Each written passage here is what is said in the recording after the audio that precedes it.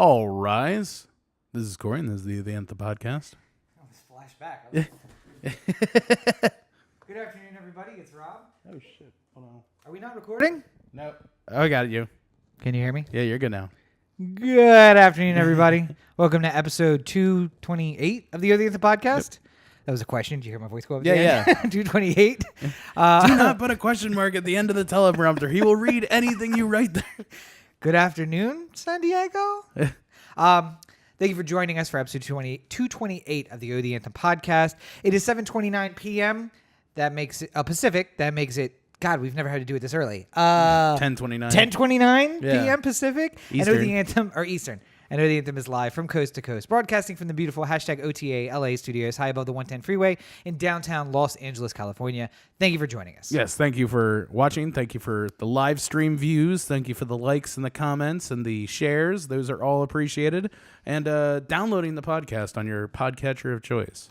And of course, we can't say it enough, but whether or not you use iTunes, it would be fantastic if you could go over to Apple Podcasts, give us a 5-star rating and a review. It really helps other people find the podcast, and it really helps us climb in the charts. So take the time, go over to Apple Podcasts. Even if you use, Dogcatcher or Stitcher or... I'm sure you have an Apple account. Yes. And everybody. iTunes just sitting barren on your PC. Yeah. Just go on there, just write these guys are really funny, 5 stars, and then that's it. Boom. Just anything to help out the podcast, we'd really appreciate it. And, of course, we're coming up on the holiday season now.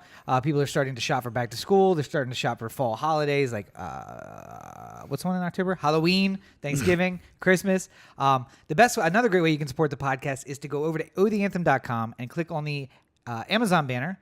It'll cost you nothing extra, and it takes you directly to Amazon, but as a thank you for sending you there, Amazon sends us a little something, helps us wet our beak, and helps pay for all the stuff that we have to pay for over here. So yes, help us I just out. bought a hub, a USB hub, which that is costs working money. swimmingly.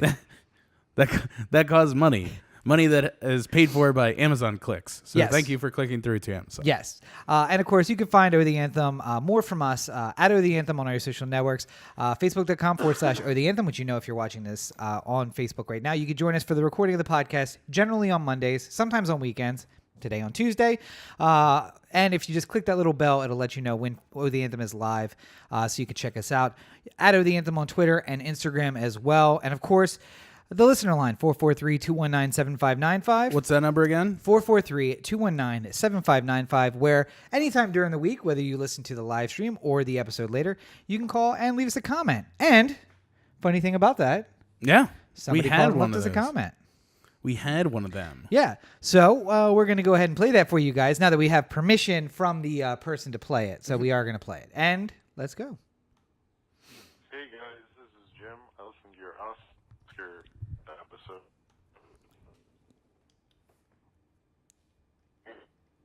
Of course, noticeably extreme. But some of Cory's ideas, like the idea of multiple genre best pictures, I thought was a really good idea. I'm not sure about having the best ones compete with one another, but I'll say that was actually really interesting. One thing, I liked the idea of having directors, or maybe this is Rob's idea, I'm sorry, directors do commercials, or was it Cory? Anyway, the commercial idea I think was cool, but maybe I'd like to add to that and say, what if we just had big movie trailers during each of the commercial breaks? That's something, and that's something that movie fans love seeing. And you could have, smaller movies have big trailer premieres, too. And I think that would get people excited. You have cinephiles watching. So, I don't know. I mean, the Oscars are most likely doomed because they're boring and long, and they honor movies nobody really likes. But I appreciated the podcast. So, Also, they should add a best stunts category that could nominate all the big action stuff, and people in the flyover states would be happy about that. And those people do risk their lives, so I think that would be cool. All right, good podcast as always. Talk to you later, guys. Bye. So that was, of course, friend of the show, Jim. Yes, and it's funny. I didn't even think about it at the time when we were recording, but I thought about it. It's like one of those things that hits you after the show. Yeah. And you were talking about how nobody watches the Oscars and nobody cares and blah, blah, blah, blah, blah. And then I thought, you know what our most listened to episode is every year, year after year? Oscars with Jim. When Yeah. we talk, Well, that's talk 'cause- about the Oscars with Jim. That's one of the biggest episodes. I mean, obviously, Jim is a YouTube phenom, and he actually has fans who listen to his show. So when he goes on other things, those fans follow him places. Yeah, that's true. So yes, that is our most listened to episode for Jim's people. Yeah. I would like to say I like the half measure of choosing one of your things and one of my things. Yeah, trying to keeping the appease peace. us both. I don't want to really upset Rob here, so. But I will guess say, I'll take his stupid commercial idea. I take the note on the commercial idea, and I agree, and I think that they kind of do that haphazardly. Like they base those big trailers around other events. Why not just save it for the Oscars? Like your summer blockbusters, we're not doing your Super Bowl. Yeah. We're not doing Christmas time. We're doing at the Oscars is your first look. Or maybe the Super Bowl gets a teaser. You get the 30-second teaser trailer, and you get the full 2-minute break of a long-form trailer during the Oscars. Yeah. I You mean, wanna see what the blockbusters. I would also say that Jim's point about stunts, another one that I forgot to bring up at the time, Yeah. is a very well-deserved one, especially because they are literally like destroying their bodies for our amusement. And I mean, like, I honestly, the Oscar discussion was so much about like how to make the things more interesting and stuff, and it was not completely. Well, I mean, their It was idea about ending it. for you, portion. but I mean, like Yeah. the a part of the Oscars pitch too was the awards during commercial breaks and stuff like that, and that's all at the that's only going to hurt the below the line people, Right. The crew people. Yeah. I would say more crew awards would be nice too, because there's jobs that don't get recognized as much as they should, And I will say Best that gaffing, I'm slightly best G&E, like I'm slightly appalled that we here on the West Coast are taking the advice of Jim out on the East Coast about what flyover country, as he referred to it as, might like to see in an Oscar show. And because of that pretentiousness, I turn back and say, let's just end the whole thing. Who just cares? get Just yourself, rid of it. get one of your people in Missouri to call in. Just be like, the only time I get to see movie stars is on the Oscars. So. Well, I mean, I would do that, but they have to drive so far to find a phone, and it's a big pain. So it's unfortunate, but And- miss you guys. The listener line doesn't take 1-800-COLLECT. No, it's just a series. It's a series of short messages like, "Hey Rob, this is your cousin from Fairground. Would you accept a call from? I think that the Oscars should do it. Would you accept a call from? Mom, come get me. I'm at the movie theater. We're done. Anyway, only '90s kids know about that. Anybody born after the 2000s is like, what? What is he even talking about? I don't know. Anywho, speaking of movies, Yes. part of the reason that we are recording this podcast on Tuesday instead of earlier, like we usually do, On a Monday. a Monday. Later time-wise, earlier day-wise. right? Yeah. Is because I was on a feature that wrapped up last night, so we had no time to record a podcast because anytime I wasn't on the feature, I was sleeping or driving back home or any number of the things. That seems lazy. Yeah. Well, also the other thing is Rob refused to wait until 4:00 in the morning to record the podcast last night. Well, I mean, I do have a real job with real responsibilities that I have Real job with people. I was on my job for the last 2 weeks, almost. It's not a real consecutively. job. Get a real job, hippie. Also, my job isn't that far away. I mean, I guess it's only in Hollywood. It's not in Timbuktu, Sun Valley or whatever the hell you were. Where were you, in Sun Valley? all over the place. Yeah. Literally anywhere outside of LA could be. I feel like we have friends, though, that would have just camped. Like, they would have driven to the next day's site and just camped there. Like, I think of some hipster people. I don't want to call them out. They live in Echo Park now. Who might have just been like, you know what? I'm just going to camp. I'm just going to go. We're in Sun Valley tomorrow. Great. I'm going to drive out there tonight. Just camp. We'll see you Just guys sleep tomorrow. there. Yeah. See, I think that. If I was 25, I guess I could do that too. But Yeah. Well, the other thing too is that like I do feel like Rachel enjoyed, even though I was gone most of the time, the fact that I was coming home at the end of the night made her happy. Yes. So I don't know if I could camp out and like. Let's talk about what she's going to do when you, like, I don't know, Craig Mazin, go to Vilnius, Yeah. Chernobyl, Where else has he been? I was saying, like, obviously the long-term goal is, like, maybe I have a television show or a movie or something like that, and then I'm gonna have like NFL head coaching hours, like where I'm working for like 18 hours a day, going home to sleep for 4, shower, and go back to work at a hotel in some third world country, not here. By the way, a hotel that Rachel would never stay in at all. Yeah, you don't understand. It's the best place in town. No, we're going to the next town. But so what's she gonna do? Come with. All right, sugar daddy. Sit by the pool. All right, sugar daddy. In Vilnius, Lithuania, or Georgia, wherever this thing is filming for tax purposes. No, but just real quick on the feature. Yes. It's called Indigo Valley. Bunch of AFI people worked on it, and something I've said a couple times, and I'd like to reiterate here, is that while I know that there has been a lot of talk about the lack of diversity in Hollywood, something that has been coming up a lot more with the Crazy Rich Asians big weekend at the box office. By the way, big weekend. Yeah, it's so differently defined for Crazy Rich Asians than it is for like Infinity War. Well, yeah, I mean, if Infinity War only got 35 million, then there would be people literally killing themselves, like in shame, like katana into the belly. Seppuku. Yeah, seppuku style, out in front of lined up in front of the Disney lot, just like Buena Vista Park's just littered with executives, Jonestown style, just like all right. And you just see Mickey Mouse looking down on them like, that's right, bitches. All of you brought shame upon the mouse. All of you. No, but I mean, like, it was a great weekend for that. But I just like to say that the time that I've been spending out here in LA doing film work, I have worked with everybody and anyone from any kind of background, any kind of race, any kind of ethnicity, any kind of gender, any kind of sexual orientation. I feel like if I put like little pins in the globe, I'd have most of the world covered at this point. Yeah. And this set was no different. It was very diverse. Almost all the department heads except for me were women, which is nice to see. And I just think that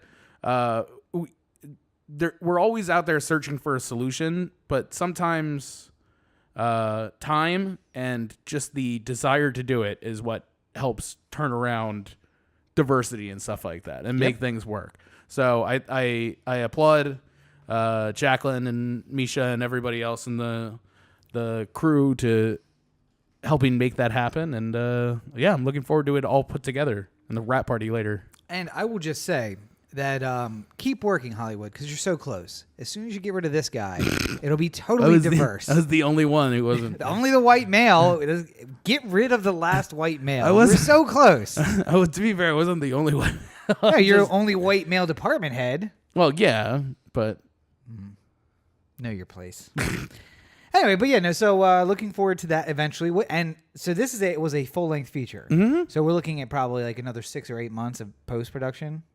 Well, they were already starting to work on it while we were shooting it, so okay. Maybe it'll be around a little quicker than that. But sure, keep you up to date with that. Yep. Yep. And one last little bit of movie news, because we like to keep you posted on this. Apparently, I didn't even hear this, but MoviePass has changed again. Yeah. Since the last time we talked about it, which 2 weeks ago? Yeah. Where they had decided to move to 3 movies a month. And by the way, didn't get to the movies before my plan recycled. But I did open up the app and realize that even though my plan hadn't recycled or, reached the point where I paid for August, they still locked me into the new plan. Yeah. Which seems like bullshit. Like, hey, why would you update my app if I'm still on technically July's month? Right. But anywho, whatever you say. Whatever you say, MoviePass.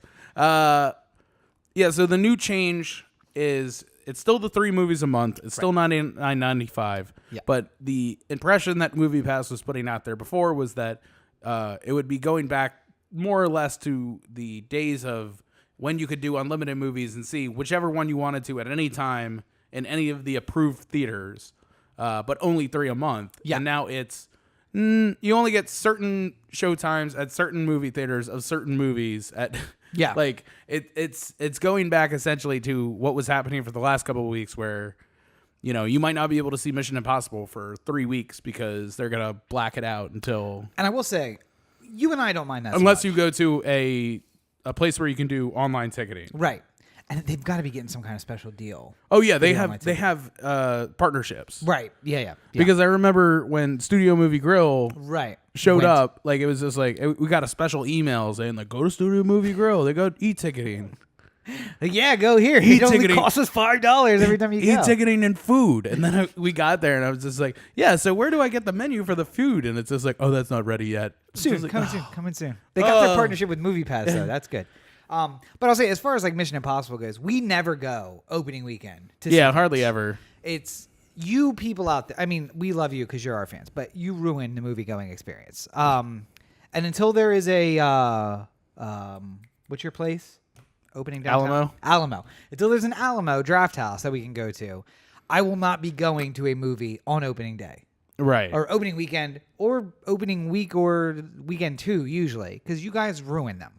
Especially a movie like Mission Impossible Fallout. Not that could really be ruined, I guess, but as much as I mean, we already know the Mission's impossible, so I don't even know why they're bothering making a movie about it. This is like number 9. How many impossible missions can Ethan Hunt get before you're like, mission difficult? Wouldn't it be more fun if just like 5 out of every 7 movies he didn't succeed in the mission? We told you it was impossible, Ethan. I don't know what to tell you. And you're in jail.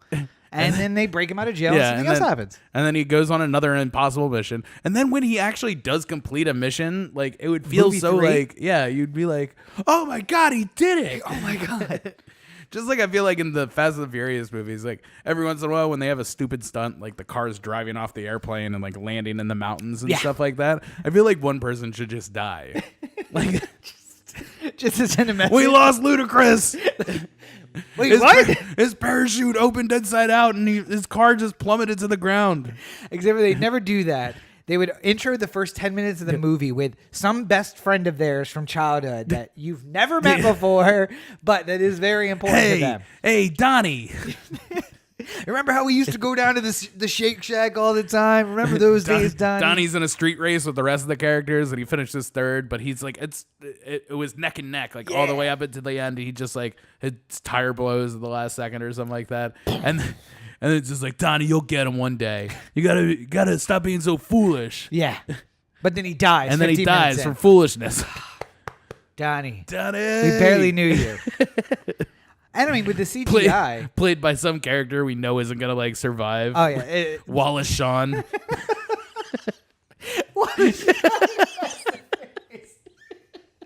Even better, the CGI. I'm out of Nas. The CGI they take scenes from the original Fast and the Furious, and what you don't see is behind Dom and wait, what's his name? Paul Walker. Yeah, behind Paul Walker and Dom, it's Wallace Shawn in third. You just didn't see him back in the first movie, and he's just sitting in the car like, so close. But then this movie, I don't know why Wallace Shawn is always my first choice for any. Because that man should we were talking about the Walk of Fame before we warmed the mics up. That man deserves a star on the Walk of Fame. Way more than Jennifer Garner. Yeah. I mean, like, what's the last movie that Jennifer Garner did? Was it Elektra? No. She's been in stuff since then. I mean, like, how many like I was literally like racking my brain when I heard that she was getting a star. I was just like, she was literally in probably 2 movies last year. What did she do? I'm gonna look it up. I'm gonna see what she did. She's rich and famous now, so she can do like indie movies that you don't see. Do they just put commercials? Like, do they have a new special Walk of Fame designation for commercials? No. Because she is in the Capital. She's a Capital One girl now, right? Yeah. No. I don't think so, but I do think that it's in fancy schmancy movies that you won't see. So that's probably why. I mean, like, literally all the movies that are listed here are movies that were like fucking forever ago. 13 so going like on 30. known for Alias. 13 going on 30. 13 going on 30. Yes. Daredevil, Juno. Yeah, I mean, like, she hasn't really been in things recently. She has been. She's got her own production company, so I'm sure it's like independent like maybe movies. She's done something outside of the acting. Well, no, she has her own production company, so she's probably been acting in like a movie that I found a wonderful list of the. When she was in Love, Simon, which we didn't end up seeing. Right.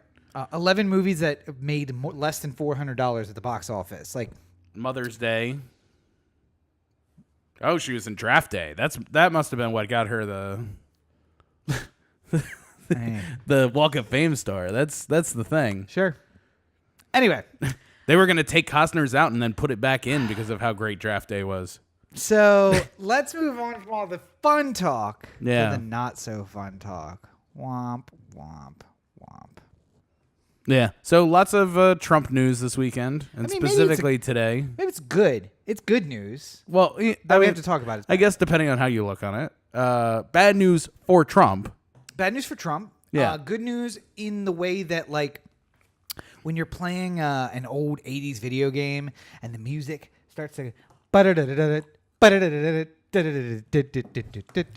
the bosses get a little more difficult, and you're like, I'm getting close. I'm getting close. Getting close to the end. Getting close to the end here. That's kind of what happened today. CNN called it the worst hour of the Trump presidency. And I would answer in a typical Homer Simpson fashion and say, the worst hour of the Trump presidency far. So far. So far. Yes, so far. Because, God, let's hope that there's one Richard Nixon style hour where he has to say, at 12 o'clock firing everyone. Well, no. Jeff At 12 Sessions o'clock today, I will resign the presidency of the United States. No, I'll resign the presidency effective 12 o'clock. Yeah. That hour between 11 and 12, though, got to be like the executioner, right? Like, all the power in the world. You're looking at that button, and you're just like, what's stopping me? I could wipe out half the world right now. Fuck them. Who Let the him fuck impeach cares? me then. Let him impeach me then. Come on. Bring it. You can't impeach me. We're in the middle of a war. Calling up the Pentagon like, can we turn a nuke on Congress? Is that something we could do? Listen, we've already bombed Laos. Why don't we just finish the job? Oh, my God. That's the Pentagon paper I want to read. The one where It's like, Nixon's like in the last hour. What country can we kill? I just want to use the button, man. It's been there for 6 years. Ugh. Nobody lives on Easter Island, right? It's just a bunch of statues. Can we just launch a nuke at it or what?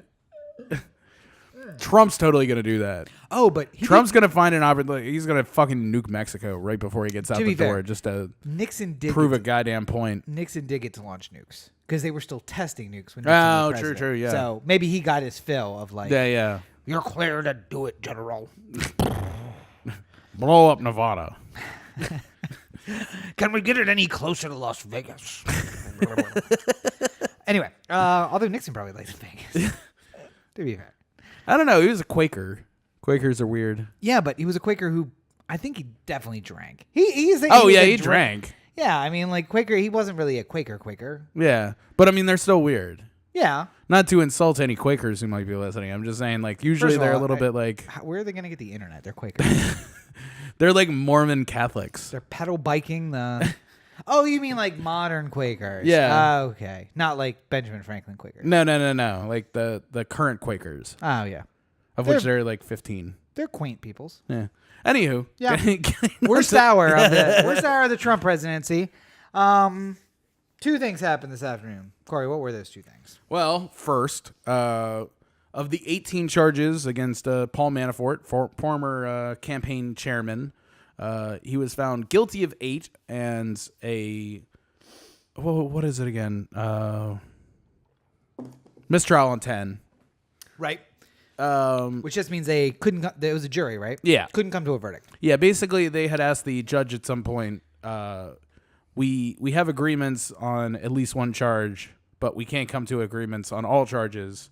And there was a discussion as to whether or not he would do a split verdict. Right. Where he would allow them to rule on the charges that they agree on and just declare a mistrial on the rest. And some judges don't allow that, but in an indictment like this that covers so many topics, it's not unheard of. Unless they said, let's just say this was a murder trial, and then he was accused of murdering a person with a gun.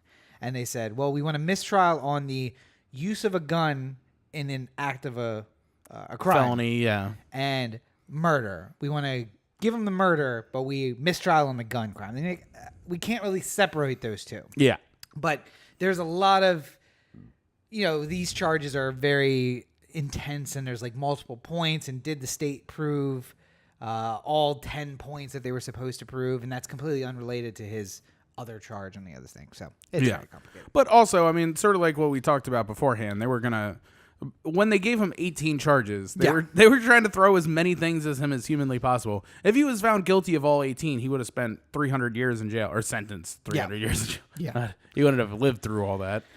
He wouldn't. Probably still won't spend any time in jail, but that's okay. Well, we'll find out, I guess. I mean, this has all been part of a game from the beginning by the Mueller team to get him to start talking. Right. And if he realizes now that he's been found guilty and could conceivably spend the rest of his life in jail, then maybe he starts talking. Maybe, I mean, I feel like somebody in his legal team has to say, all right. Cohen just got 4 years and cooperated. So maybe if we cooperate and give him something good, maybe we got something better than Cohen. Maybe we get 4 years for us too, or maybe less. Maybe less. I don't know. And Cohen's probably not going to do all 4. I mean, no. I mean, like usually if it's a nonviolent crime, you don't spend the whole 4. 2. Yeah, with good behavior. Maybe less than 2 with good behavior. And that you requested a specific prison where maybe population's a little high. I mean, there's also the thought that Trump could pardon Manafort. Could do that. But he has to actually be convicted first, right? Like, yes. He has to be sentenced and like sent to jail. No. I mean, Nixon was pardoned. Going back to Nixon, he was pardoned by Ford without ever being convicted. I thought it was something else. It wasn't like a pardon per se. It was like clemency or something like that. Oh yeah, it's same thing. Same thing. It's just a different. Yeah, and just different part of the process. From time to time, presidents will say, because I mean, like a pardon involves admitting guilt. Yes, or having a guilty plea, or being found guilty. Necessarily. No, there's like too complicated to get into. But yes, generally speaking, getting a president requesting and being granted a presidential pardon involves acknowledging guilt.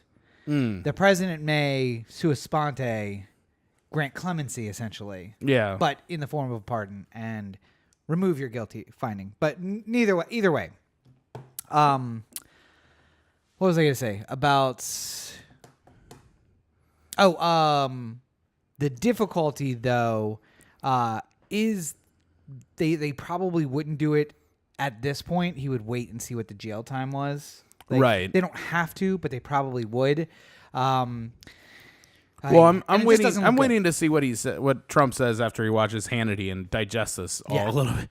Oh, well, he didn't have anything to say. Fox and Friends tomorrow. It'll probably be tomorrow after. Right. Yeah.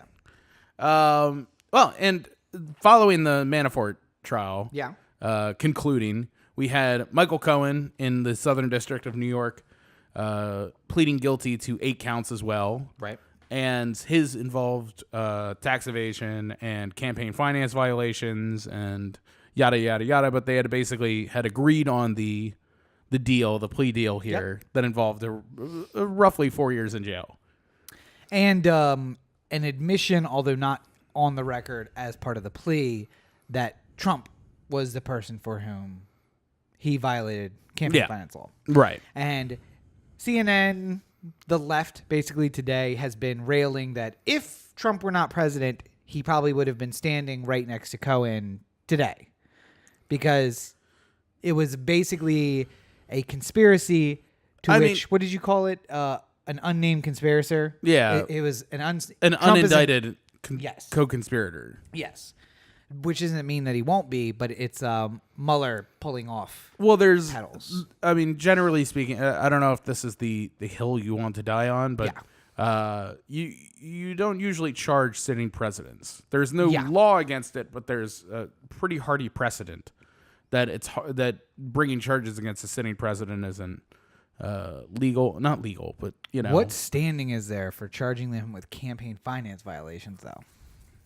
Well, nothing in that one. And I think that would be a more reasonable argument as to maybe he wouldn't be president if there wasn't for the violation of campaign finance law. Right. That's the problem. Which you could maybe make as the argument for why he needs to be charged for said crime, why he needs to be charged right now. But yeah, and I mean that's the argument that basically everyone is making is that this may end up being the fall because in the end we have a conspiracy that has been flushed out that says campaign finance law was violated, and we can't say for sure, but if you were to send it to a jury, is it possible a reasonable jury would come to the conclusion that he wouldn't be president but for that violation? Well, so I was talking to Roberto about it today, and he's not even American. What does he have to say about it? He is American. Don't put that shit out on the internet. ICE might be listening.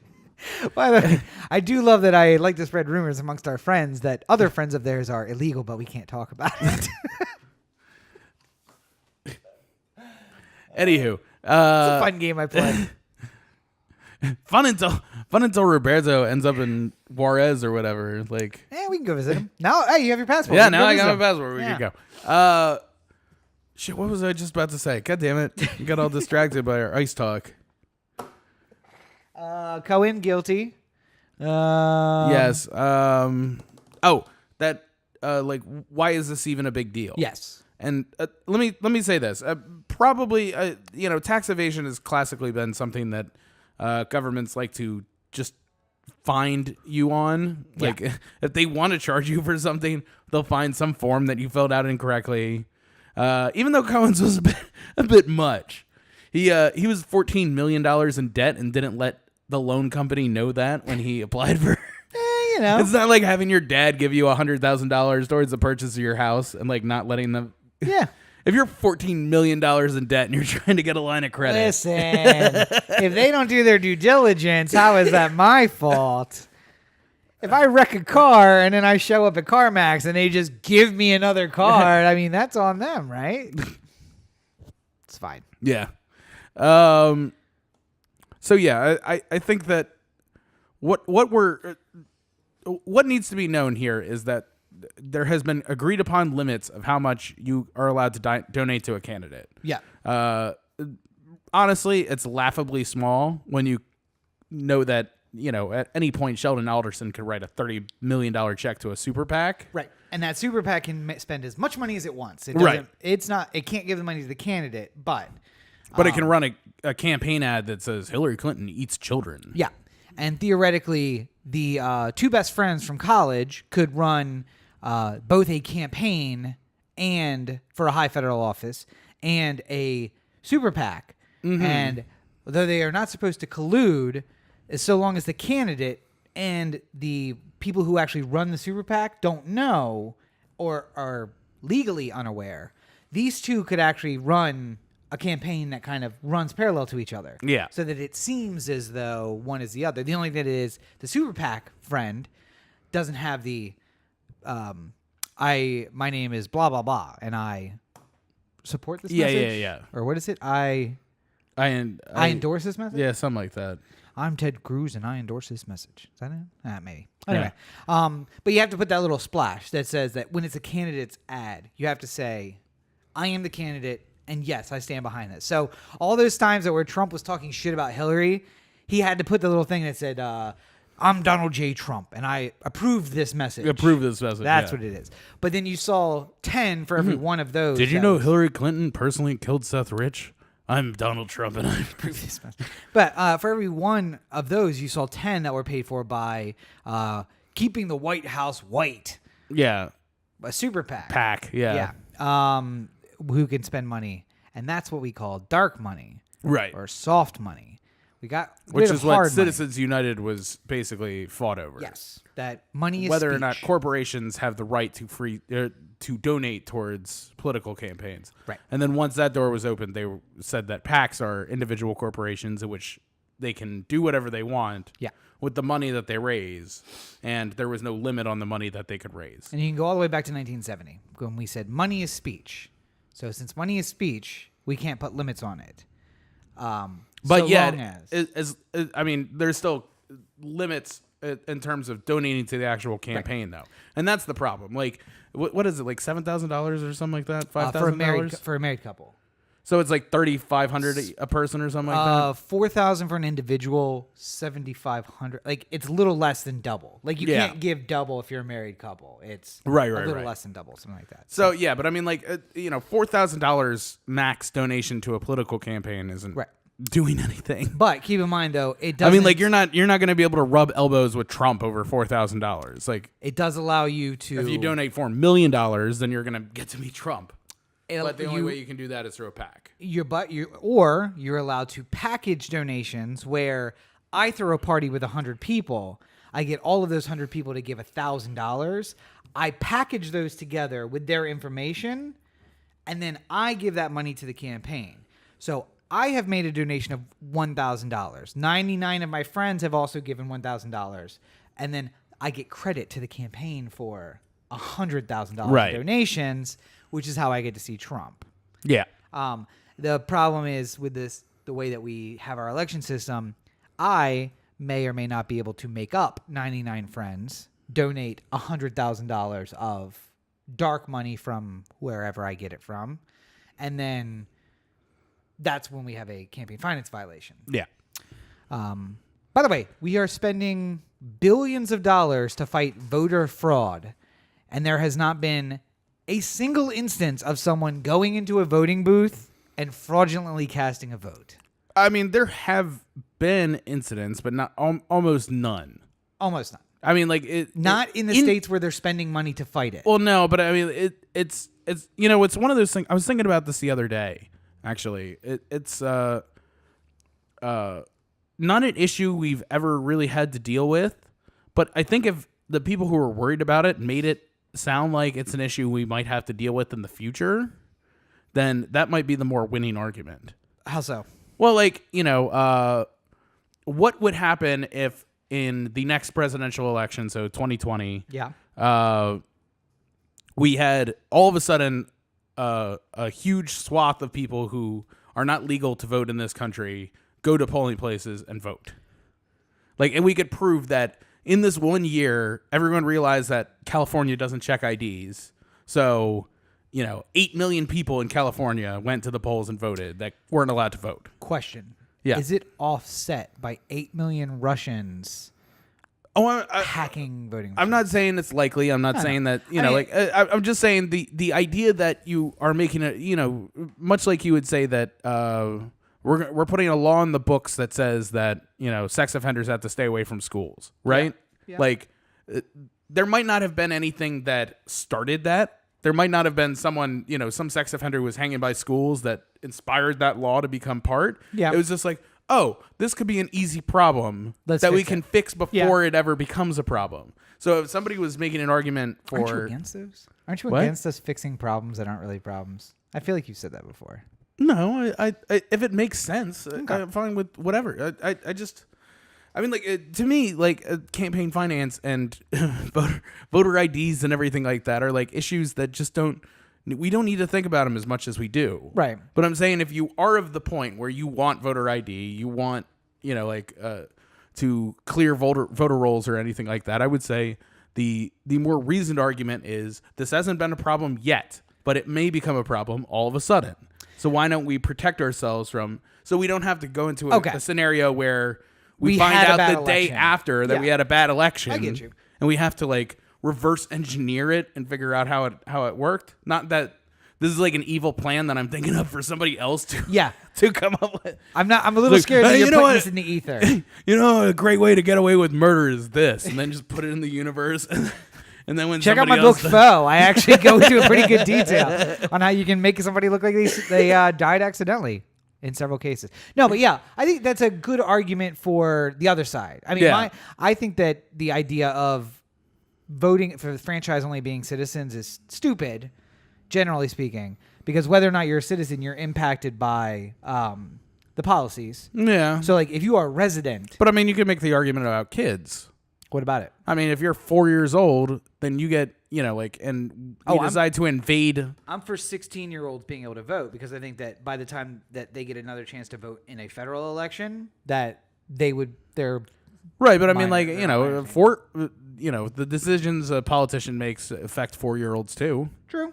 So, like, why can't 4-year-olds vote? It's making a reasoned decision. Right, I know, but I'm saying, like, under the auspices that, anybody who would be affected by the policy should be allowed to vote. Okay, then sure. I mean, like, literally the entire globe could vote because No.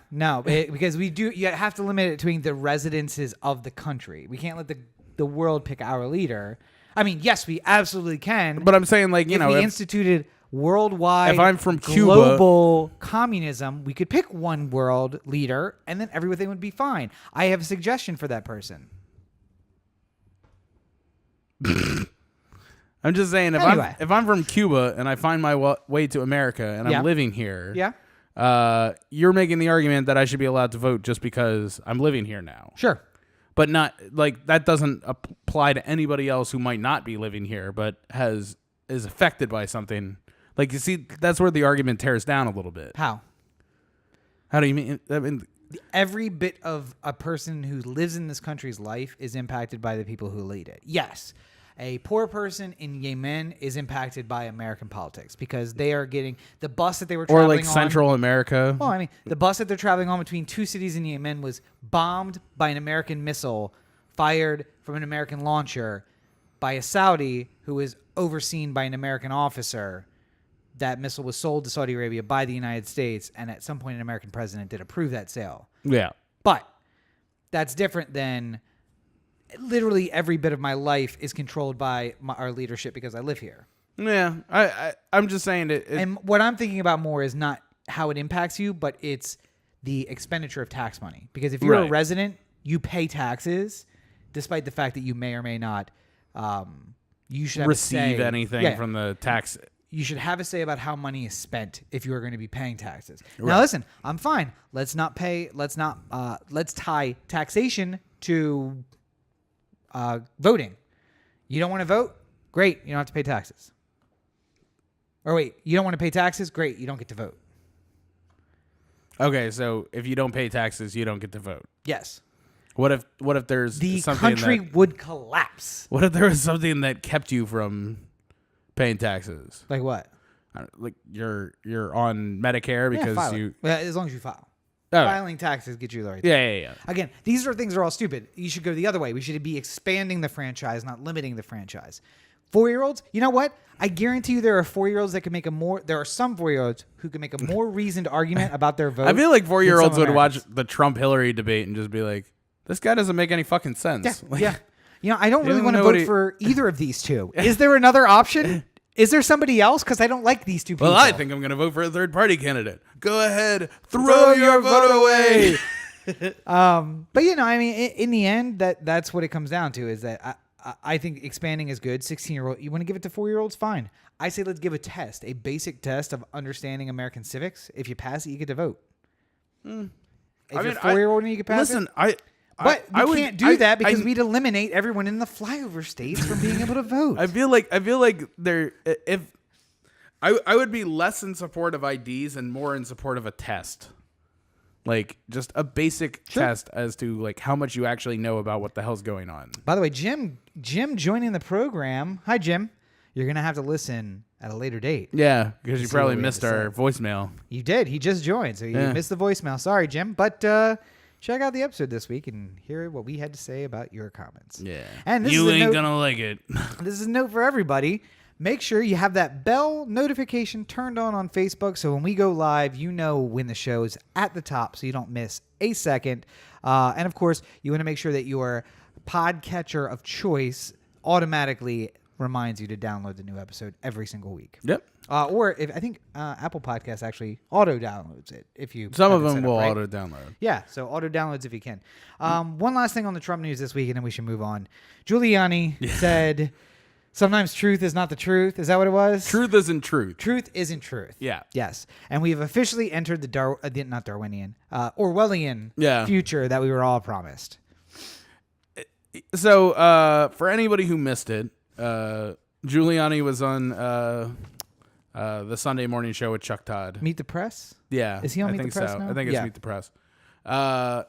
And basically Chuck Todd was bringing up why won't if you're not worried about if Trump's going to tell the truth and you're worried that the truth, or you think you know that the truth is going to set him free, why wouldn't he meet with Mueller and discuss, just tell the truth about anything that he might have? The truth isn't truth. Yeah, and Giuliani basically went into this like, well, what's truth to you is not truth to me, and what's truth to me is not truth to you. And you're just like, no, the truth is the truth. Yeah. He's like, no, truth isn't truth. And then Chuck Todd like literally exploded inside a little bit, where he's just like, I don't know what the fuck to do now. Your brain breaks. You just don't know how to respond to something like that. All he said was like, this is going to become a meme, right? And it did. Yeah. True to form. And also, people. Well, not people. Giuliani himself followed up with the craziest batch of tweets that just looks like maybe he got home and rewatched that show and broke his own brain about his own. He's like, wait a minute, what did I say? We've reached a new place here now. And you got to ask yourself, when are these guys who are falling on the sword going to get tired of falling on the sword? Well, not only that, one other thing. Just take this week alone. Imagine that Loretta Lynch and Rahm Emanuel were found guilty of, in each case, 8 counts of tax evasion, campaign finance violations, like everything, just the whole board. And then at the same time, who was the other lawyer, the attorney general for Obama? I can't remember. Oh man, he's gonna run for president. Damn. Yeah, I can't remember his name. Yes, but anyway, just whoever, like Jon Favreau is. Jon Favreau, yes. I'm just picking a name from the Obama administration. He worked in Obama. Yeah. Jon Favreau is on Meet the not Press. That Jon Favreau. Yeah, the other one. The other one. Who I got a problem with, but I can save that for another time. Was on the Meet the Press, and he's just like, truth isn't truth. Like literally every single Republican, people watching Fox News, congressmen, senators, like Democrats. Yeah, everybody would be fucking going nuts right now. Trey Gowdy would literally, if he was in the middle of shitting when he got the news, he wouldn't even bother pulling up his pants or wiping. He would run to the closest microphone. Yeah, just like shuffling along Congress. Like, okay, yeah, are we ready to go? Let's go. I gotta get to a microphone. Hair still perfect. Still perfect. Just, all right, are we ready? Let's go. Slight sweat around the brow. Just like, Trey, you want to put up your pants? No time. Let's go. Let's do this. Let's do it hot, Wolf. Let's come on. We'll do it live. No, but I'm saying, like, I can see your balls, Trey. That's all right. Blur them out. You're ain't fine. much to see. Anyway, no, but I mean, there would not be a chance that Paul Ryan or Mitch McConnell or anybody would avoid this golden opportunity to say terrible things about Obama and him being the Antichrist, and like it's fine. Like I get it. This is team sports now. It's not about matters of opinion. Yeah, it's about being on one team or the other. But let's just admit that if Loretta Lynch was found guilty of 8 counts during her time in the Obama administration, then it would be.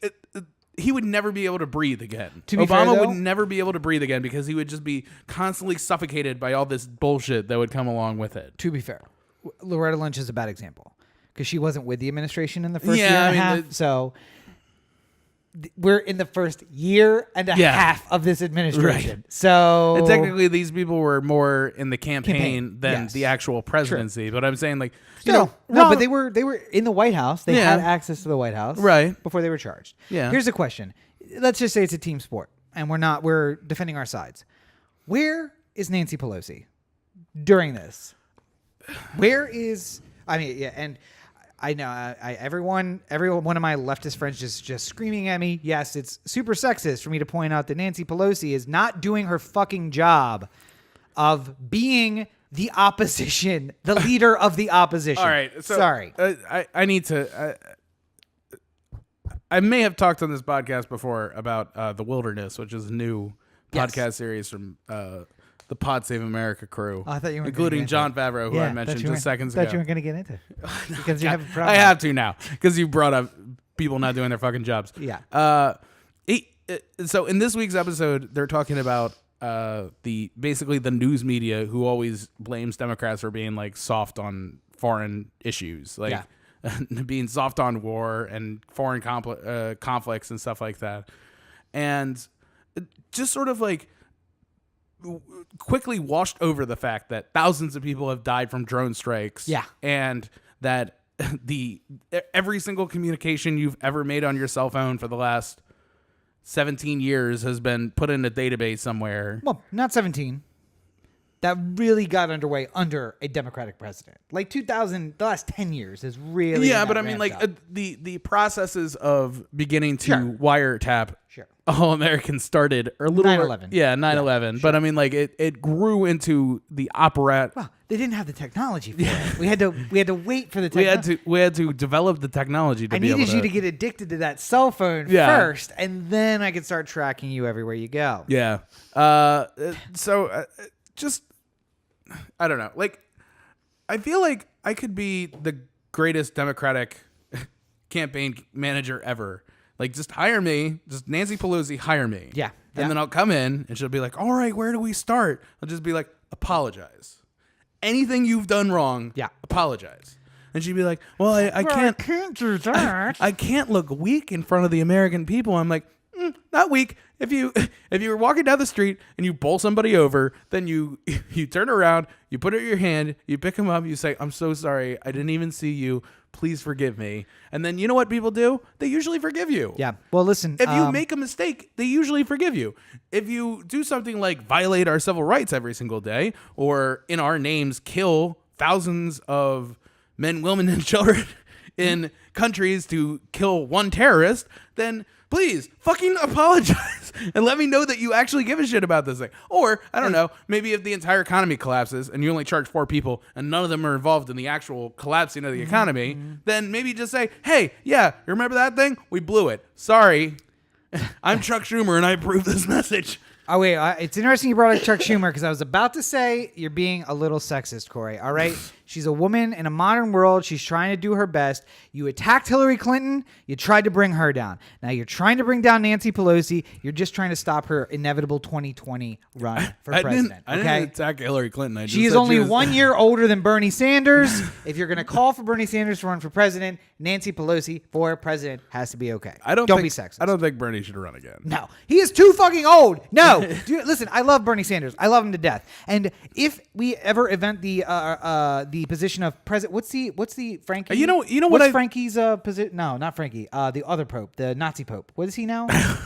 Pope Emeritus? Yeah. Benedict? Yeah, Benedictus? Yeah, but it's like his position now. He's Pope Emeritus or something like that? Yeah, something like that. If we ever have President Emeritus, I'm down for Bernie taking that. I feel like he's got a position of giving some knowledge to people, but you're too old for the presidency. You know what I think we should do? We should just have Bernie run in the primaries every single year until he unfortunately passes. Yeah. And let him be like the high water mark that you must pass in order to become president. Like, you gotta beat Bernie. You gotta beat Bernie. Like, just like remember like the debate where it was like Bernie and O'Malley on the same stage, and like anytime O'Malley was just like, as mayor of Baltimore, and Bernie's just like, like. Have him clear the field. If you can't clear the Bernie bar, then you don't deserve to be the nominee for the office.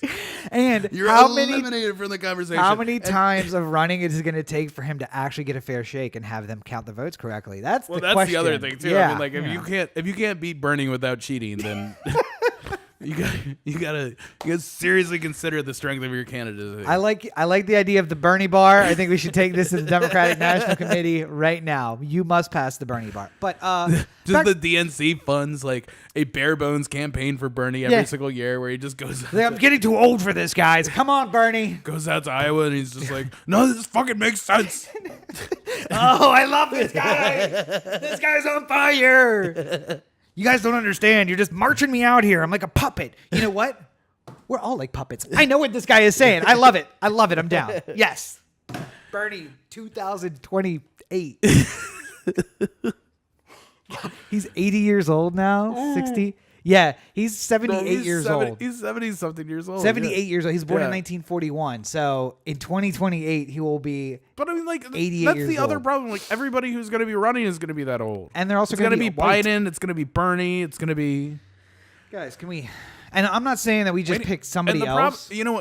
I think the real problem is that like anybody who is not like painfully old is going to get tied into the like, well, I don't know if they're ready to presidential material. You know, like Kamala Harris is only a one-term senator. I don't know if she's allowed to jump so many rungs and become president.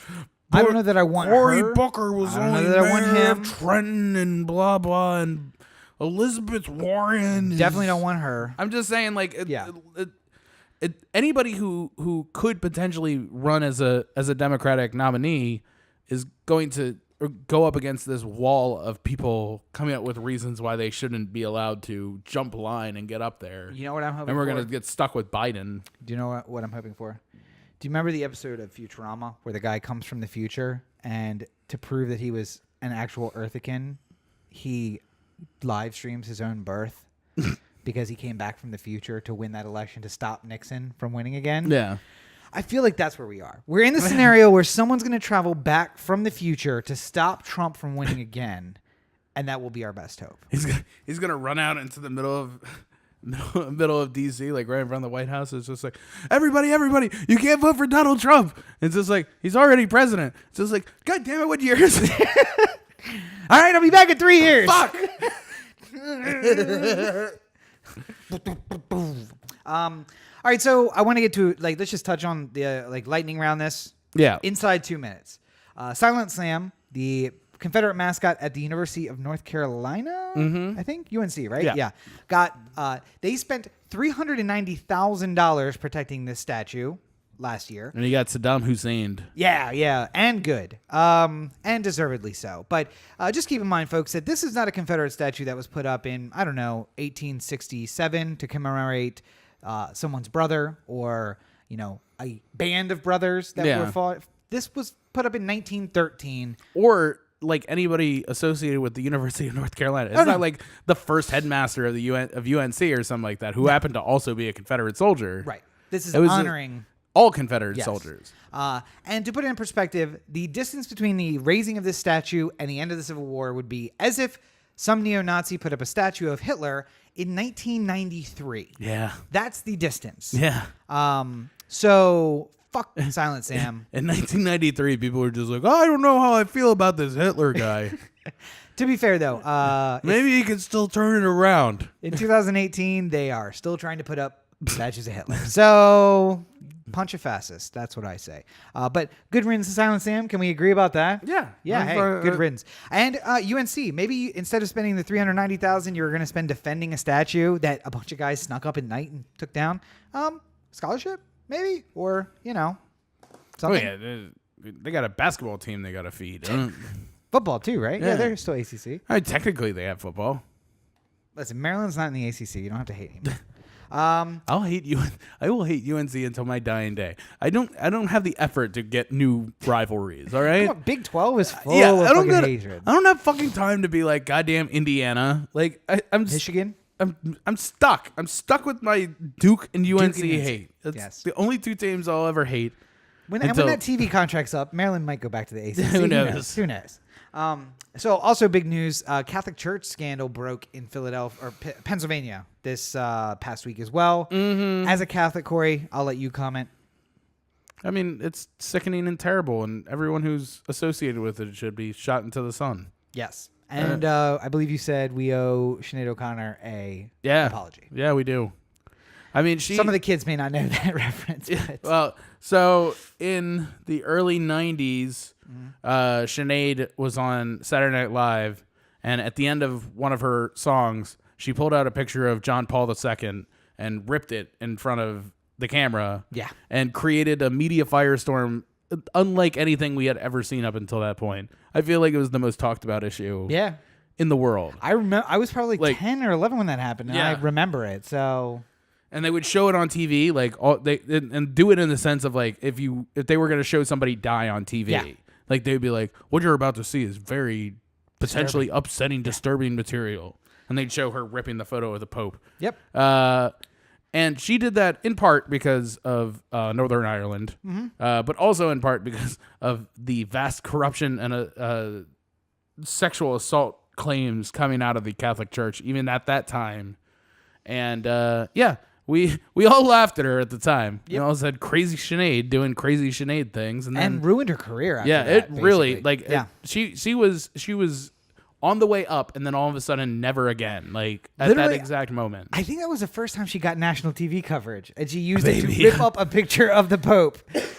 Maybe not the best use, but stand by your morals, right? Yeah, like, I mean, she wanted really. I think that we're gonna probably look on that moment in particular way different when this whole thing is written. But just generally speaking, using your position as a member of the cloth to do anything untoward to a member of your congregation is sick beyond belief. Yeah. It's like if you found out there was a foster family who was just sexually harassing all the kids that came into their house, then you would ask they spend every single day for the rest of their life in jail, and yet we're not rising up and seeking the same sort of accountability of people who are responsible for the spiritual well-being of these of children. And I can't even begin to understand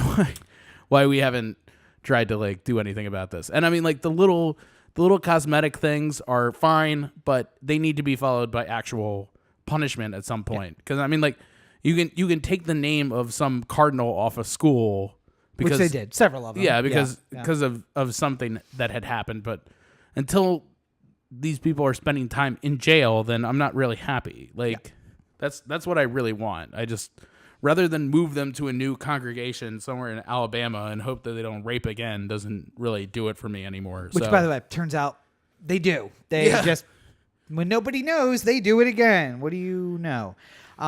It's weird too because like it's one of those stories that like it's so deep and there's so many different like local aspects of it that until you like I remember watching Spotlight and hearing things in there that I hadn't necessarily heard from other like from the because so much of my sources were like things that were happening around Maryland and Baltimore and stuff like that, and how the church was associated there. And then when you're hearing about stories that are happening up in Boston at the same time, and you're just like, holy shit, like that many fucking priests in Boston. And now Philadelphia. Yeah. Or Pittsburgh and Virginia. And they were moving priests to other parishes in other parts of the country, which means that people there had to know, like, ask no questions. We're moving this guy to your parish. So this is no question kind of transfer. Ending religion and its impact at the very least, Frankie did his best to apologize for everything that happened in the Catholic Church up until his being elected to the papacy, which is more than we could say for you, Democratic leadership. Yeah. See how nice it is when somebody just apologizes and makes you feel better. It makes you feel like they care a little bit. Yeah. Final topic of the week, which I don't want to even dive into. Let's save it for next week, but we want to acknowledge that, yes, we've heard the story about Asia Artigo. Yes, it's important. No, I'm not going to let Cory ruin his future with a hot take. We'll save it for next week, but pay attention to that. I don't really have a hot take to... Oh, really? No. I could probably bait you into a hot take, but I won't. We'll save it for next week. Check in on Asia Artigo and the Me Too movement, and we will talk about that next week. We'll probably have more news on it next week too. Yeah, which will help. It was kind of late breaking, so we'll go with it there. I don't want to find myself in another late breaking conspiracy thing or something. Mm-hmm. Yeah. All right. Anywho, where else can you find a late breaking conspiracy? OTheAnthem.com, Cory to OTheAnthem.com, O The Anthem on Facebook, Twitter, Instagram, and the listener line 443-219-7595. What's that number again? 443-219-7595. And you can find more of me at my website, CoryBakerFilmmaker.com, at LegendCB5 on Twitter, Instagram, and Cory Baker Film on Facebook. And I realized recently when I was going into my video projects that I never released the video for Ant-Man and the Wasp. Yay! So that's been uploaded to YouTube. You can watch it tomorrow. And I really want to go see a movie this week. I'm going to go whether or not you guys go anyway. So We're going to have to pay full freight, but that's all right. We'll go. Well, just let me know. If you guys want to see me talk about something in particular, I'm probably going to see, I mean, if we're talking about, I only get to see 3 movies this month. Yeah. Then I'm probably going to go see Crazy Rich Asians, Black Klansman, and Question Mark. So if any of those sound great to you, then let me know. And if you want to see me see anything else, Question let Mark me know as well. Is not a movie, you're saying, and a third one. Right. And a movie to be decided later. Yes. Yeah. And yes, that is Cory's gear that you see on it. Can people buy that t-shirt, Cory? Yeah. At the O The Anthem store. CBFM. Yeah. Make sure you check it out.